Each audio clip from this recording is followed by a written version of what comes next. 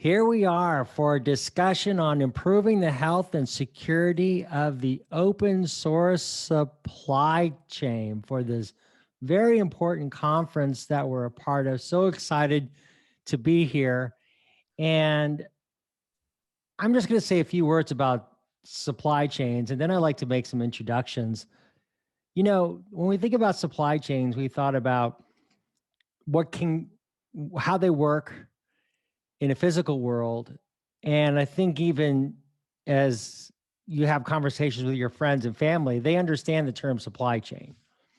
But if you ask them about open source software supply chains, you're going to get a blank stare unless you live in a family full of geeks. And, you know, I'm sure some of you do, but out there. But for most of us who don't, it's a term that evokes a lot of complexities, because if you think about it in terms of almost anything, it's entirely different. And I was thinking about it this weekend when I was in New York. I was thinking, I have this physical world all around me, right? And and in many respects, every one of these items that I'm looking at here came through some software supply chain.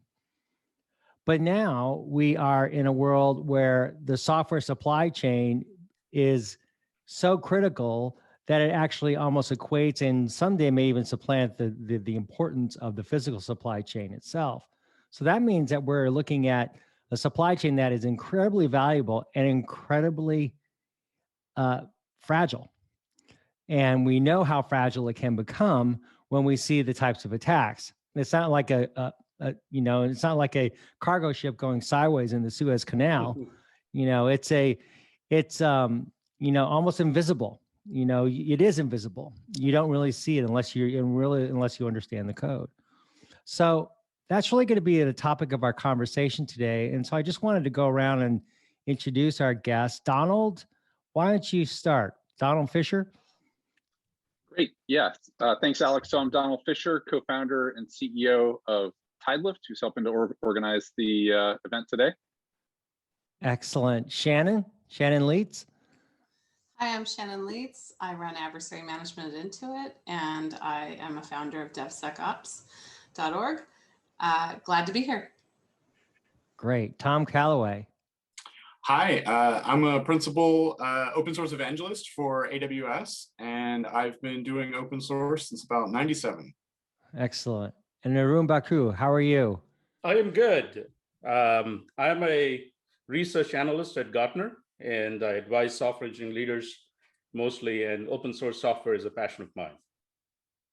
Excellent. So we're in these different times right now, and you can think of it too in terms of how software supply chains work. And what are the parallels you're seeing in software supply chains and how they do work, and comparison to the traditional ones that we know about that can provide people with relevance, but maybe even then highlighting some of the distinct differences? Shannon, what are your thoughts? Yeah, you know, when you look at the supply chain process, in particular with cars, as an example, you wouldn't necessarily have the products that go into that car just simply go from the builder or the manufacturer straight into the car without quality controls. And nowadays, when you equate that to some of the process of software supply chain, it's akin to, you know, trying to figure out how we take these libraries and things that are being built by builders and manufacturers and how we assemble them with care into the process of software. So in particular, for me, it's what is that process? What is that curation process? What does that maintainer process look like? And if you could imagine having cars that were built off of freely contributed parts, how would you go about taking advantage of those freely available parts with success? And I think that's kind of how I start the process of assimilating a thought around what it takes to really curate with passion and understand how to create great software. It starts with that simple notion of, would I build a tangible good the same way I'm building an intangible good? And I think we have to start there as a community. Yeah, I love your the direction you're taking it, Shannon. And something that's super odd, I think, about or unlike the automotive or real world supply chain metaphor, is that a lot of folks in open source communities never signed up to be part of a supply chain in the first place. They don't think of themselves as being in a supply chain. They think of themselves as participating in a community, solving problems, contributing insights and useful things to the world. And so, to have the full weight of expectations of a traditional commercial supply chain thrust upon them, it's almost like a mismatch. It's not how they got into it, even though it is the reality that their work is being used by all these commercial organizations and non-commercial organizations of all sizes and shapes. Yeah, I really like what you said there. I think, trying to get an understanding of a open source maintainer and having them understand who's picking up their software, what they're being used for, did they have that intention? I also think that in open source and in even commercial products, we don't have this sense of a manifest yet. And I think that's another crucial part of the puzzle is we actually need to, as a community, again, going back to community development, have a manifest, really supply ourselves towards that and think about what use cases should my open source be available for. Maybe you have to put that into your manifest. Like I'm intending for this outcome, but I'm not intending for these 3 things, right? And that could be also part of the puzzle for us. Yeah. From a Gartner standpoint, it's interesting. We take hundreds of calls, right, about just software development. And there's an interesting major shift that's happening. You got to think about how software has been perceived in an IT department versus software in software technology companies, right? So in many of the software technology companies, software is the product, whereas in IT, software is an enabler. And so there's always been this idea that we will package everything. We'll just buy from somewhere. But that's not the case anymore because your requirements are changing. So everybody's beginning to build, but they have not developed the muscle and understanding. So this idea about software supply chain, when we talk to them and we say, hey, you should think about your software as digital products, although it's not the product they're going to sell, but it's still a product. And then when you make the parallel about your physical supply chain and then your digital supply chain, the bells start going off. So, any metaphor or analogy about like food pollution, all those recalls you have, as well as the Flint, Michigan, problem where you had the water contamination, that strikes a bell. And then you say, whoa, what would happen if your digital product were to blow up? And then they start listening. But there's a huge transformation that needs to happen in an IT organization. Yeah, I agree with that entirely. I want to sort of step back on one of the points that Donald made around the maintainer in this supply chain model is, they honestly don't get a lot of insight into what happens on either side of them, whether it's upstream or downstream from them in a lot of scenarios. They may not even be aware that someone is consuming that tech in that way, especially if it's going inside of a company and their code that they wrote to solve one problem is being used in an entirely different way. Maybe it's been forked, maybe it's been modified. They have no insight into this in a lot of scenarios because the companies aren't always forthcoming about when and how they're using this open source code. And so it's really difficult for them to be an informed participant in developing a sort of manifest. I mean, it would be amazing to have that, but for a lot of maintainers, if you ask them, well, just sort of explain how this is supposed to be used, some of the components that are out there are just either so specific or so generic that it's really difficult for them to be able to play that role without being part of a larger conversation.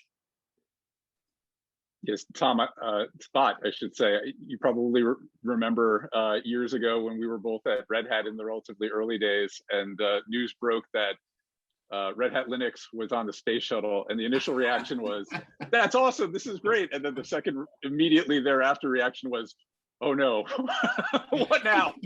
Right, so it's really true, but you see it all the time. Actually, I think one of the delightful vignettes in open source software is when you see open source maintainers finding out or realizing where their software is getting used. I remember actually somebody finding out that their project was being used by SpaceX on one of the recent missions a year or two ago, and it's sort of a moment of delight, but it does beg that question. Okay, this stuff is this is serious. Some people are using this, and we have to make sure that expectations are appropriately aligned between the producers and the consumers both ways. I had a number of friends who were surprised to discover when GitHub went and gave everybody the badge for being on the Mars rover. And they were like, wait, you put that code on a rover? Are you insane? Exactly. But it's super cool too. Like finding that out is awesome. It is. Well, Shannon, I want to then ask you about what are the consequences of this kind of relationship that can, be both a upside. There's an upside to it. When you talk about the Mars rover, for instance, and just, wow, our software's being used there, but there's also another side to it. It's like, well, geez, there's some challenges here. And so how do you approach that? And now we're looking at the White House talking about cybersecurity, and they're much more interested in it than they have been before. And they're talking about these, real kind of ways that software should be built. How's that going to affect how we think about open source in this overall supply chain? Yeah, I think that's why I was saying that it's really important to have a manifest. In particular, if you think about the cybersecurity challenge, it's really about figuring out what is in your code, how it's going to be leveraged. So what are the use cases? What are the abuse cases? And if you look into the development community right now, and you bring up the abuse cases, you don't see code yet that actually carries those abuse cases in it that says, hey, I know I have these use cases I've actually figured out. And I actually know here's the abuse cases you need to be worried about. We aren't as transparent as a community yet about those two things in particular. And so the manifest in my mind is really about saying what we have in the code. And so we have a lot of that. If you look at all of the different types of manifest files, we've done a pretty good job on building software with repeatability. There's a lot of the abilities built into software. The one sad thing that has happened over the decades is security didn't get turned into an ability, if you will, for the development community in time for us to get to this point. And that's why we're having such challenge with it. So from my perspective, fixing that is really about now going back for a moment and saying, what would it have taken for us to put security in when we put all the other ilities together? We really do need to rationalize the ilities to get securability in place. And I bring securability up because I keep going after that from a research perspective. I believe there needs to be a 5 nines of security. And I think it starts with what are the adversary opportunities? That goes back to abuse cases. And how likely are those adversary opportunities to be exploited?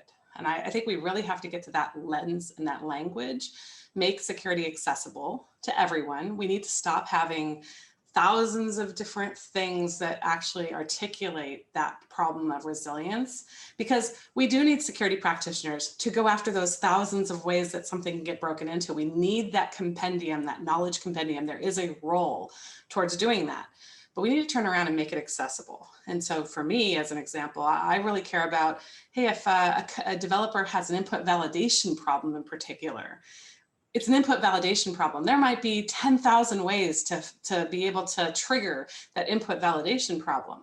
We want them to focus on being better at input validation. We need to get more development experience around these critical problem areas and make it accessible. So that's my rant on where I think we are. So just to follow up on that, I like the whole use and abuse cases, Shannon. That's an interesting perspective.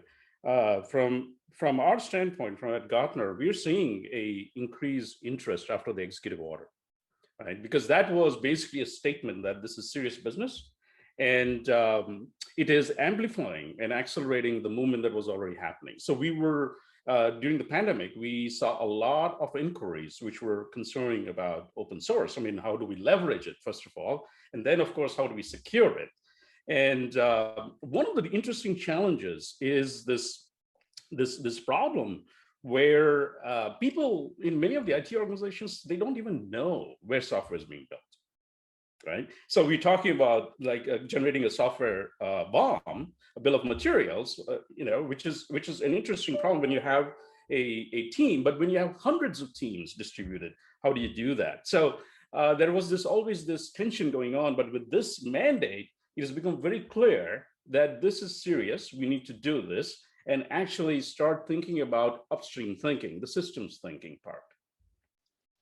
Yeah, Arun, it's a great point around assessing what you're even using. It's almost like there's a kind of Maslow's hierarchy here, where level one is like figure out what you're already using today. Then the next, and a lot of organizations aren't even there, for worse actually. And then the next question after that is, what is the state of that software today? Are there vulnerabilities that I have deployed in production today? Does it not meet other aspects beyond security of my organization's requirements, like licensing? Is it unmaintained, so it's just sort of an accident waiting to happen? And then the level that I think only recently people have started to appreciate, especially for the broad set of open source software use and application development, is what should it be like in the future, right? Like what happens when there's a new security vulnerability tomorrow? What steps are we taking to align with the creators of the software to make sure that we're taking reasonable measures to ensure that there won't be some of those security vulnerabilities tomorrow, right? And that, I think, is the real opportunity, and why I love this conversation that's coming together at Upstream here is, how can we connect those downstream users to the upstream creators and have that conversation about not just how we're reacting to things, but how are we preempting problems that shouldn't be happening in the first place? Problems will still happen, but maybe not as many of them, and maybe not as severe if we can get aligned. Yeah, the number one problem I see, the current state of thinking, is that safe and developer velocity or time to value are opposing forces. We need to change that. We need to say, no, you can have both at the same time. That's when innovation happens. If you take two forces and you say, no, they're orthogonal, not opposing. And that is what needs to happen at this moment, to take the fear away and say, look, if we actually have trust,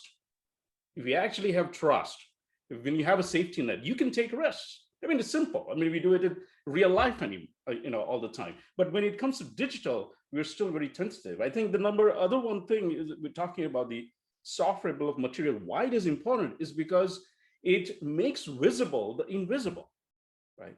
Each of the applications today, has got about, maybe a non-trivial has got 500 dependencies, and people are shocked when I tell them. Or I say, hey, enterprise, do you know how many packages you might have? Or it's open source. Like, oh, maybe 2,500.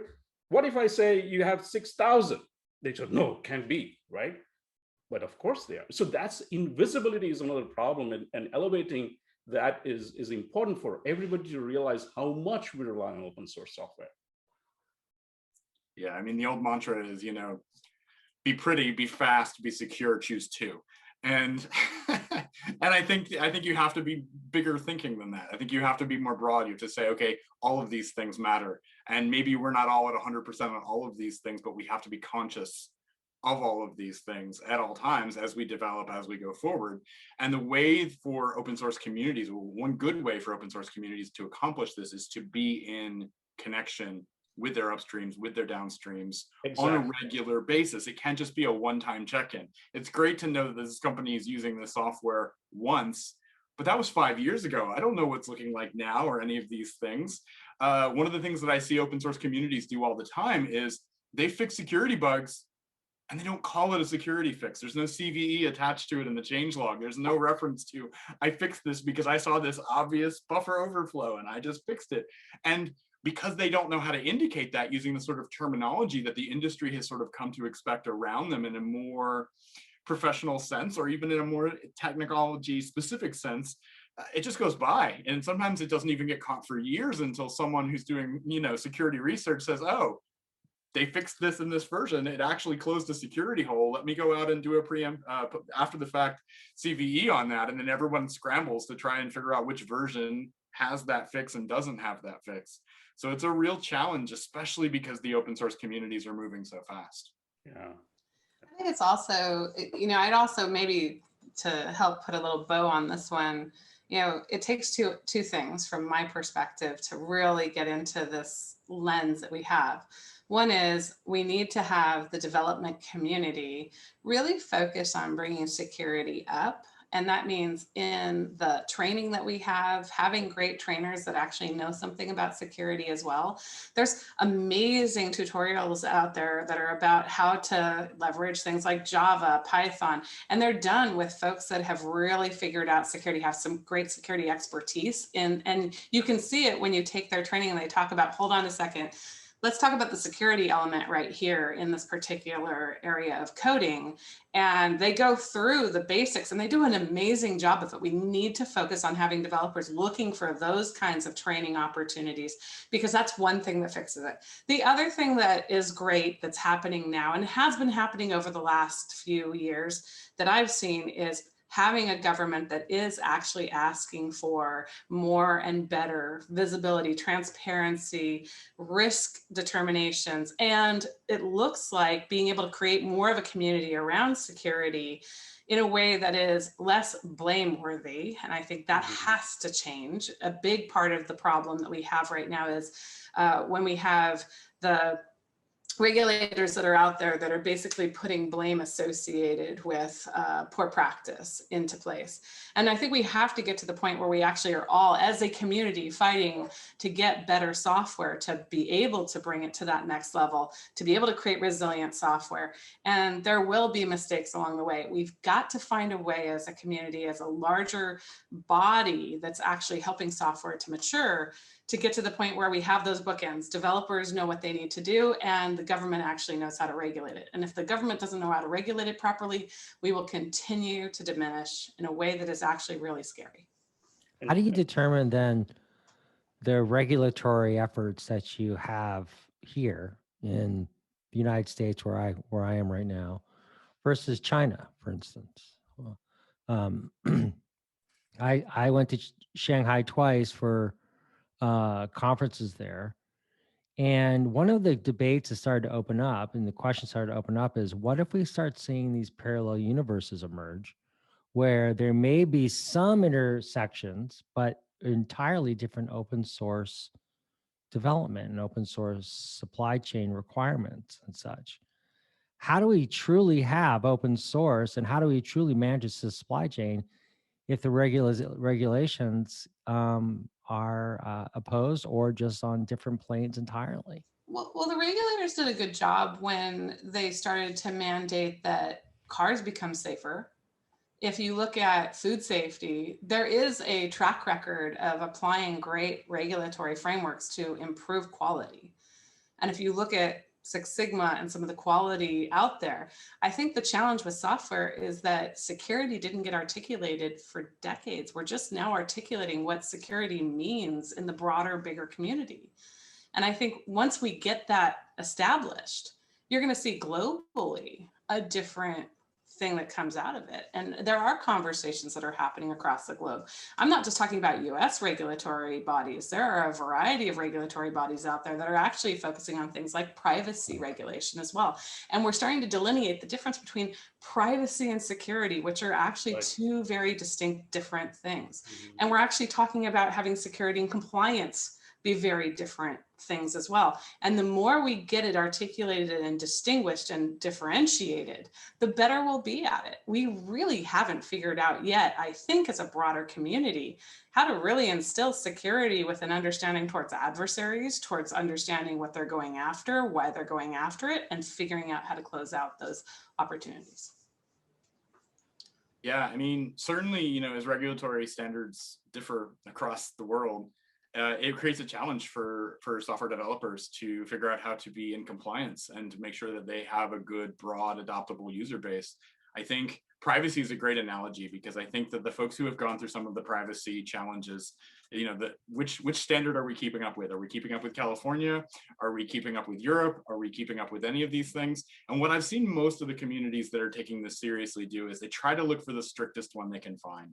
and they try to adhere to that one because that's really the only approach that they can take that is manageable for them.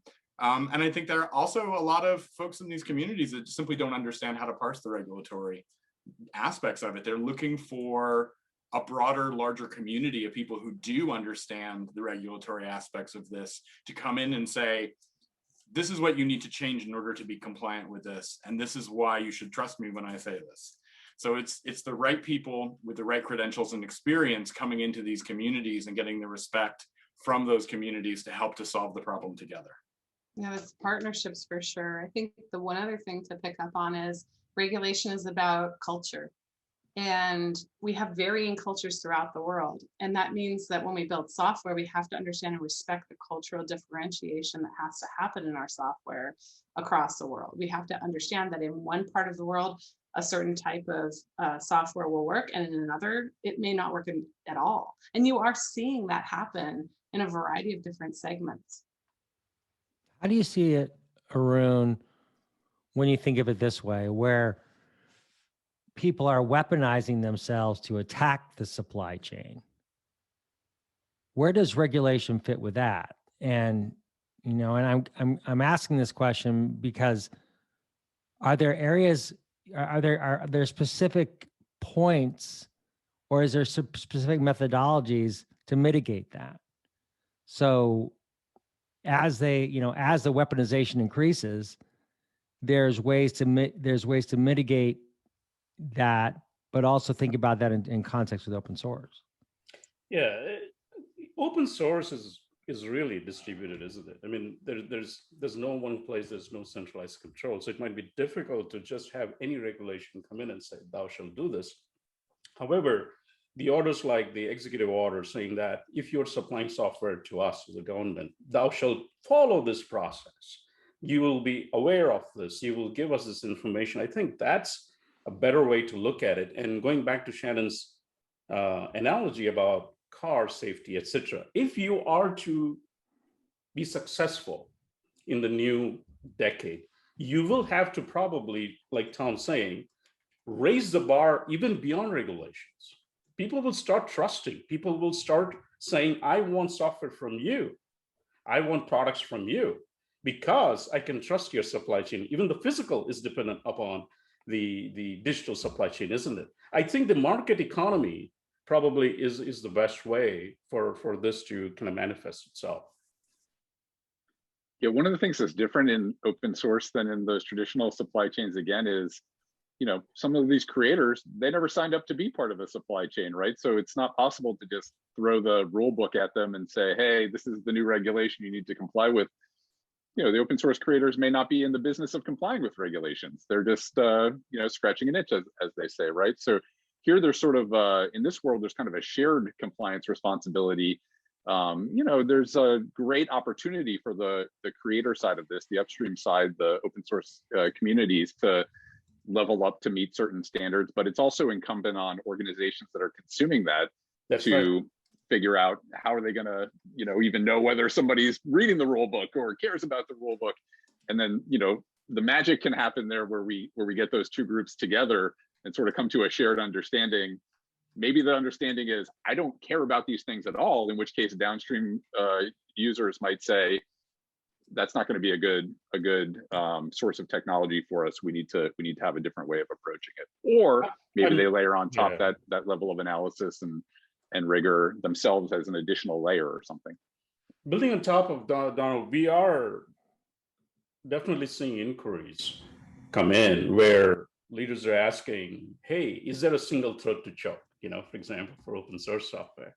And we'll say, well, is distributed by nature, but yes, there are movements where you can go to, like, Tidelift, for example, right? A place where you can go to consume those trusted components, or Docker, trusted container registry, or VMware's catalog, or even Amazon has got a catalog. So that movement is happening, and there is a feedback loop which is getting stronger and stronger. And of course, maintainers are the linchpins and the key contributors, but it surprises me right now that open source software is such a big business, right? But when you look at how the money flows, it just stops at the tip of the iceberg. It doesn't flow through. And I think that asymmetry is something that needs to be changing. So I want to build on what both of you were saying, and I think in particular, you're both right. There's so much that's got to be happening, and I like the idea of the market economy.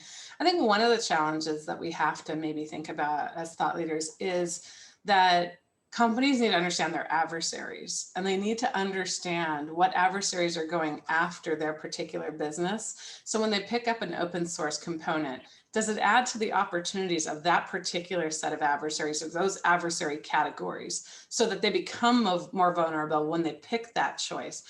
I haven't seen that kind of come to fruition just yet, but when you look into the security community in particular, you see a lot of focus on adversaries. You see a lot of focus on the opportunities. We talk about vulnerabilities on the development side, and I think that known vulnerabilities have to get eradicated. But there also has to be an understanding of, in particular, like I said earlier, use case, abuse case. When you look at your abuse cases, they're very adversary specific. And if a company doesn't understand the adversaries that they have, then when they start picking out the software that goes into their stack, they may be building towards those adversaries depending on what features and what open source they're bringing in. And I think there has to be a lot more around curation in particular. And that's where my focus is that it has to be about curated quality on the inception is what I think of the shift left. And then in particular, measuring on the right-hand side to see if you got it right and having that virtuous loop back that says, we put in these ingredients, we measured on the other end, and it either worked or it didn't work. And we are virtuously working through that process. That's what I think has to go into an addition for what you both said. Talking about curation, Shannon, one of the anti-patterns that I see in IT organizations is where, security and enterprise architecture folks like go, whoa, we're going to approve every little bit, to do that stalls innovation, right? Yeah, and I'm not talking about that curation. I know. I'm talking about a different curation. Absolutely, yeah. So these are the memes that we hear, right? Yeah, we're advising, no, that's bad. This is good. Yeah, and I think we have to get past that notion because I think sometimes words can turn into poor practice. And so maybe let me go back and clean that up for a minute and say curation and kind of describe for a moment what that really kind of looks like. Curation is really about having your developers understand the adversaries they should be concerned about, giving them the tools to be able to make the choices and the decisions, and then letting the security teams be able to figure out, are we getting it right or wrong? How are we? And then putting that strategy back in. So in particular, there is a gap in the development industry for having that security feedback loop into which products, which services, how do I paint that information in for you to be able to make decisions earlier on? I think we have a lot to do in terms of, as a community, improving that area. And I've seen a few folks that are going after it, but not yet enough. And I really think that's the area that has to change. Absolutely. Upstream thinking, yeah. I agree with you, Shannon. I think you're on the right page there. One of the things that I think really factors in is when you're doing that analysis, looking at the health of the open source community. Not just the code quality, but looking at the health of the community. Are they responsive? Has it been touched in a while? Do they have a diverse branch of users and contributors? Because all of these things factor into the bigger security of anything that consumes that technology. And so if you've got a piece in your chain that is weak, just like you would in a physical supply chain, if the person that makes brake pads is not reliable and they're not responsive, then you have a problem. And the same is true with open source. Yeah, some of the way that the question is asked actually doesn't even reflect reality more. Like that vendor framed question, Arun, that you mentioned earlier. Where's my single throat to choke? Like that doesn't reflect reality. There's no single anything in these open source communities, right? So maybe the question needs to shift from that sort of reactive mindset of who do I blame for the one bad thing that happened. And maybe we should be instead looking for, where are all the hands that I can shake, or the ways that we can sort of partner and co-own this, as opposed to, centralizing the risk or the responsibility or the liability. By then it's too late if the horse has already left the barn. Yeah, the mindset shift is going to be important.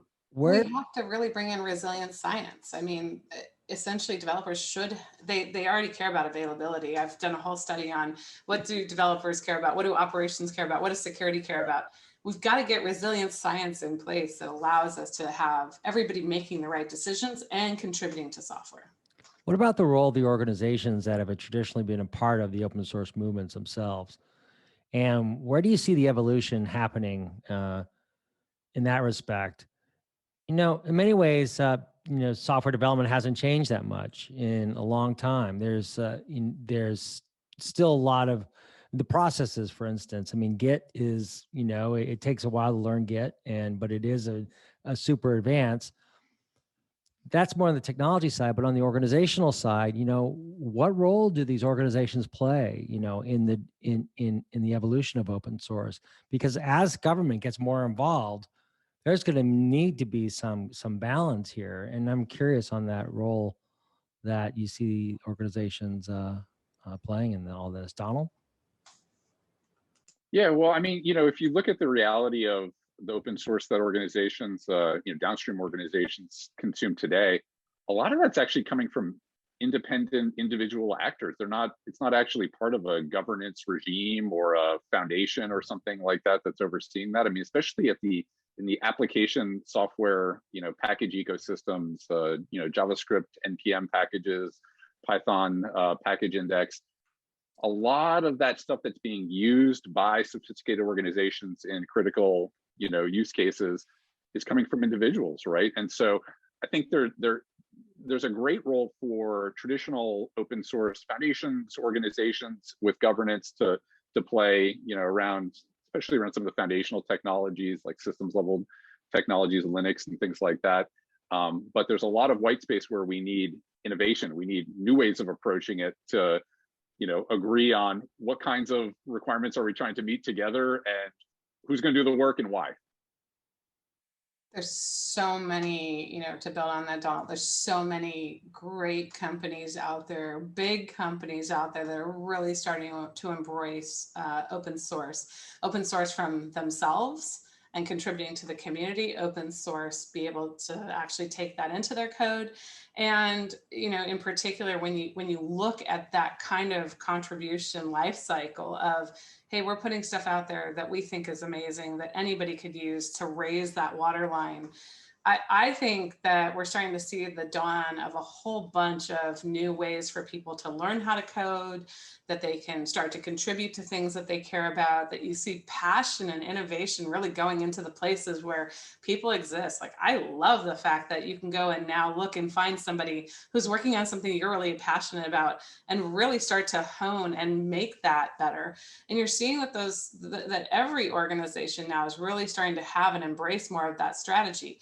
And I think when we look at regulatory bodies, when there's more and more folks that are raising the water line together, there's less and less need to babysit, as it were, the entire industry. And I think we really have to, as, like I said, thought leaders, bring up that water line, get people to realize what the right things to do are, get that culture of quality implemented across the industry. And that's going to actually help us to make sure that all these things all come together magically without the side effects that we all don't want. I would hate to see that everyone is actually running away from regulation because it's scary.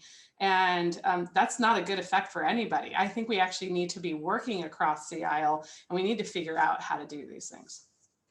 Yeah, just wanted to add, Shannon, to that. In my point of view, the technology companies are really ahead of the game, right? You guys are contributing so much to open source because you see it as a very good benefits, even attracting talent, etc. But when I think about Tech Street, I think about Wall Street, and then the rest in the middle, right? The Main Street, who have previously no clue about really software development. And what I notice, and what my hope is, that these companies start thinking about contributing to open source software in proportion of what they're consuming, and thinking about who are the maintainers, you know, all this thing you're using, and how do they figure out that they pass on some of the profits or some of the things to something that they're so reliant on, and it's going to increase. But that is something that needs to change in my mind. I'm not still seeing that change happening.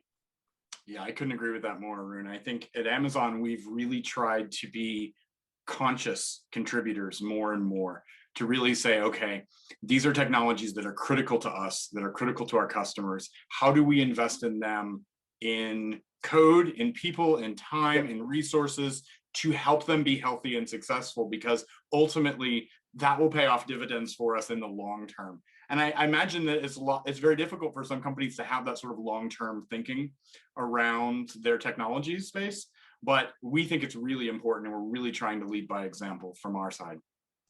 I also think I want to add one more thing to the conversation. You know, when you look out and you're finding a library and a component, look for the human at the very end. In particular, like, I've gone out and found magical things out there, and it's the human at the other end that's the magic maker, right? And I think we have to change from I need a library to I need a library that's provided by a human that's amazing, brilliant, smart, passionate, innovative. And by the way, I need a connection to that maker. And that magic maker is what I think we actually have to start to create and forge a relationship with. And it's not just about the things, it's actually about the humans and the relationships. And I want to look for platforms that are going to help to create that. Love it. Totally agree. Yeah. Open source is people. It is the most important part of this, and it's so often forgotten. Well, this has been an excellent discussion on that last point. I love this idea of the conscious contributor, and that is a quality that can be instilled. Are you a conscious contributor? Are you really conscious of what you're contributing here?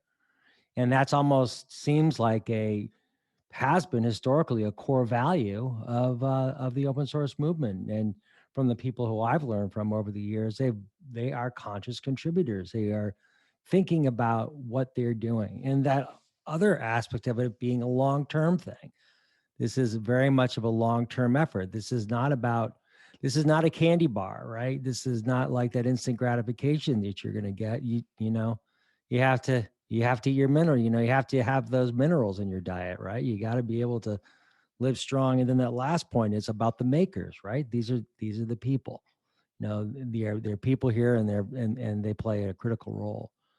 I want to thank Tidelift for putting up for doing this conference, Upstream 2021. It's been a lot of fun to be a part of it. I want to thank you, Donald, very much for making this happen. And I also want it to be known that, hey, out there, all you folks out there listening to this, now's your chance to ask some questions. I know that there's going to be a live Q&A following this. And so I know you probably have some thoughts and perspectives on what's been talked about here. So please ask away. I want to thank all the people here who joined us, Arun, Shannon, Tom, Donald. Thank you very much. Thanks to the Tidelift team for putting this all together. Thanks for hosting, Alex. Thank you, Tidelift. Great conversation. Thank you.